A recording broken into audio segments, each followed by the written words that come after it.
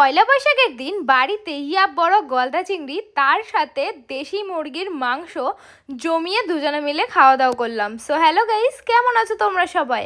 আশা করছি সবাই খুব ভালো আছো। আমার আরও একটি মিনি ব্লগে তোমাদের সকলকে আগের ভিডিওতে তোমরা তো সবাই দেখেছো যে আমি বাজার থেকে কি কি নিয়ে এসেছিলাম আর তার সাথে কি কি রান্না করেছি। চলো আজকে দেখাই যে কি কি রান্না করেছি। এই দেখো, এক হাঁড়ি ভাত ছিল আর এখানে একদম গরম গরম কষা কষা করে কিন্তু দেশি মুরগির ঝোল করেছিলাম। আর তার সাথে এই যে একদম পুরো মাখো মাখো করে কিন্তু গলদা চিংড়ির মালাইকারি করেছিলাম। শুধু এই দুটোতেই আমি কিন্তু থেমে থাকিনি, আমি কিন্তু লাস্ট পাতে খাওয়ার জন্য এই যে আমের চাটনি করেছিলাম অনেক কাজু বাদাম কিশমিশ দিয়ে। আর এখানে একটুখানি মিষ্টি মুখ করার জন্য কিন্তু পায়েসটাও করে নিয়েছি। পায়েসটা অবশ্য আমি করিনি, আমার বড়বাবু করেছে। আর ভাত যেহেতু খাবো এত কিছু স্পেশাল আইটেম, তার জন্য কিন্তু একটুখানি লেবু আর একটু শসা আর একটু পেঁয়াজও কেটে নিয়েছি। তো চলো এবার কি কি রান্না করেছি তো দেখানো হয়ে গেল। এবার হচ্ছে ভাতটা তাড়াতাড়ি করে বেড়ে নিই, কারণ খাওয়া দাওয়া করতে হবে, প্রচণ্ড খিদে পেয়ে গেছে। এই দেখো, আমি কিন্তু আমার বরকে সবার প্রথমে দুটো চিংড়ি মাছ দিয়ে দিয়েছি আর তারপরে কিন্তু আমিই নিয়ে নিয়েছি। আর আমরা যেহেতু দুজনা মানুষ তাই আমাদের কিন্তু 4টে চিংড়ি মাছই এনাফ, কারণ রাত্রেবেলাতে আবার আমাদের নিমন্ত্রণ আছে। আর আমি কিন্তু স্নানের পরে পুজো দিয়ে নতুন নাইটি পরেছি। এই নাইটিটা কিন্তু আমার দিদা শাশুড়ি আমাকে দিয়েছে, বেশ ভালো হয়েছে না? আমার তো দারুণ পছন্দ হয়েছে। তোমাদের কার কার পছন্দ হয়েছে কমেন্টস করে জানিও। তো এবার হচ্ছে একটু খাওয়ার পালা। আমি কিন্তু চিংড়ি মাছের ওই গ্রেভিটা দিয়ে বেশ ভালোভাবে ভাতটা মাখিয়ে প্রথম বাইট কিন্তু খেয়ে নিয়েছি। আমার তো দারুণ লেগেছে। দেখো, আমি কিন্তু আরও গ্রেভি নিয়ে ভাত আরও মাখিয়ে নিয়েছি। আমি কোনো কথা না বলে তো খেয়েই যাচ্ছিলাম। আর আমার রিয়াকশান দেখে আমার বরের খিদে পেয়ে যাচ্ছিলো। ও বলছে, তুমি এত সুন্দর রিয়াকশান দিচ্ছ, তাহলে তো তুমি নিশ্চয়ই দারুণ রান্না করেছো। তো আমি বলছি, হ্যাঁ হ্যাঁ, নিজে আগে খেয়ে দেখো, তাহলেই বলবে যে আমি কেমন রান্না করেছি। গ্রেভিটার সাথে ভাতটা খেয়ে তো আমার দারুণ লেগেছে। আর এখন আমি একটুখানি মাছটা খেয়ে দেবো, কিন্তু তার আগে এই মাছের খোসাগুলো তো ফেলে দিতে হবে, তাই না? তো খোসাগুলো ভালো করে ছাড়িয়ে নিয়েছি আর এবার একটুখানি মাছটা টেস্ট করছিলাম। আর আমি শুধু ভাবছিলাম চিংড়ি মাছ এত টেস্টি কেন হয়। মানে আমাকে যদি কেউ বলে যে তোমার ইলিশ ভালো লাগে না চিংড়ি ভালো লাগে, আমি বলবো আমার তো দুটোই ভালো লাগে। মানে যখন যেটা পাবো সেটা। সব থেকে যদি বেশি কিছু ভালো লাগে সেটা হচ্ছে আমার চিংড়ি মাছ ভালো লাগে, দারুণ টেস্টি লাগে। তো এখন দেখো, আমি আমার বরকে আর ওয়েট না করিয়ে বললাম যে তুমি এবার একটুখানি খেয়ে বলো তো তোমার বউ কেমন রান্না করেছে। ও তো দেখো মুখে দেওয়ার সাথে সাথে একটু মিচকি মিচকি হাসছিল, ও কিছু বলতেই পারছে না। তোমরা রিয়াকশান দেখেই বুঝতে পারছো যে ও দারুণ লেগেছে। তাও একটুখানি জিজ্ঞাসা করতে হয় না? ও যখন মুখ ফুটে বলবে তারপর বলছে যে ভালো হয়েছে। আমার তো ভীষণ ভালো লেগেছে।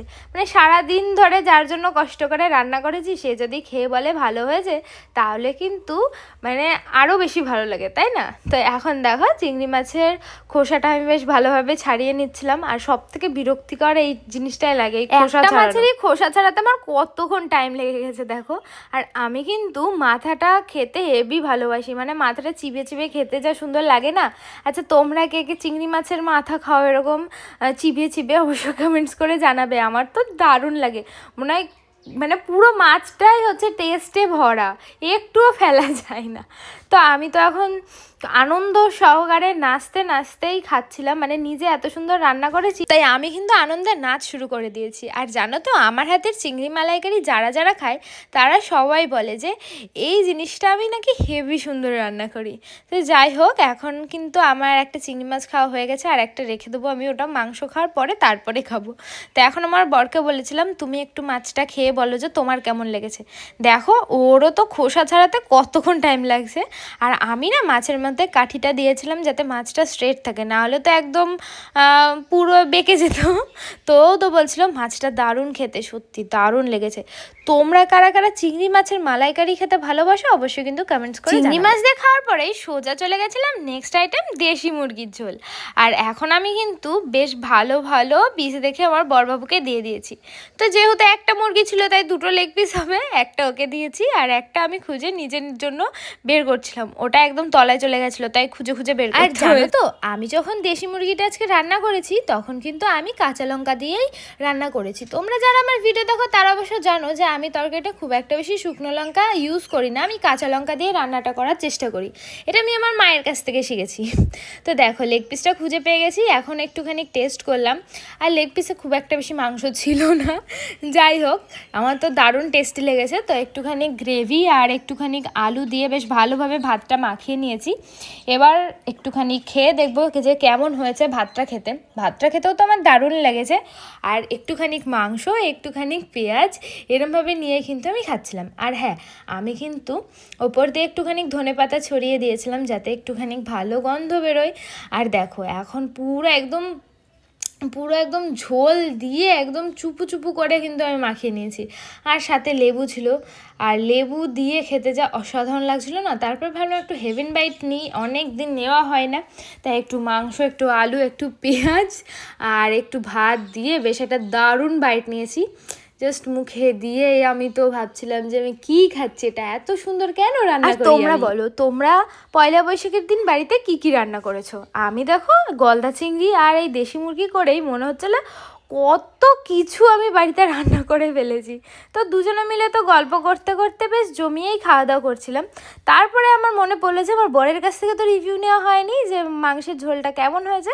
তো ওকে বলছিলাম তুমি একটুখানি খেয়ে বলো যে কেমন হয়েছে। জানো তো আমি যতটা পরিমাণে তরকারি খেতে পারি, আমার বর খুব একটা বেশি তরকারি পছন্দ করে না, ও একটু শুকনো শুকনোই খেতে পছন্দ করে, আর আমি একটু বেশি ঝোল ঝোল হবে সেরকম পছন্দ করি। আর দেখো ওকে আমি যেই বলেছি কেমন হয়েছে বলো, ও বলছে বেশ ভালো হয়েছে, এটাও দারুণ হয়েছে। তারপরে লাস্ট পাতে ছিল আমের চাটনি, যেটা পুরো জেলি হয়ে গেছিলো আর কি, একদম টক টক মিষ্টি মিষ্টি, বেশ ভালো লাগছিলো। ও বলছে তুমি একটুখানি খেয়ে দেখো। ওইদিকে চাটনি খাওয়া শুরু করে দিয়েছে, আর তোমরা আমার প্লেটটা দেখবে, আমার এখনও কিন্তু ভাত খাওয়াই কমপ্লিট হয়নি, তাই ও তো হেসেই যাচ্ছিলো। আর আমাকেও দেখো চাটনিটা দিয়ে দিয়েছে। তো আমার এদিকে অল্প ভাত আর মাংস বাকি ছিল, ওই খাওয়া দাওয়া করে আমি এখন চাটনিটা খাওয়া শুরু করেছি। আর আমার বর কিন্তু এখন পায়েস খাওয়া শুরু করে দিয়েছে, মানে একদম ফাস্ট। আর আমি খুব ধীরে সুস্থেই খাওয়া পছন্দ করি, ফোন দেখতে দেখতে খাই আর কি, গল্প দেখতে। এত কিছু খাওয়া দাওয়ার পরে লাস্ট পাতে চাটনি আর পায়েসটা খেয়ে মনে হচ্ছিল যে এবার একটা মিষ্টি হলে ভালো হতো, কিন্তু মিষ্টি তো আমরা দুজনেই কেউ পছন্দ করি না খুব একটা।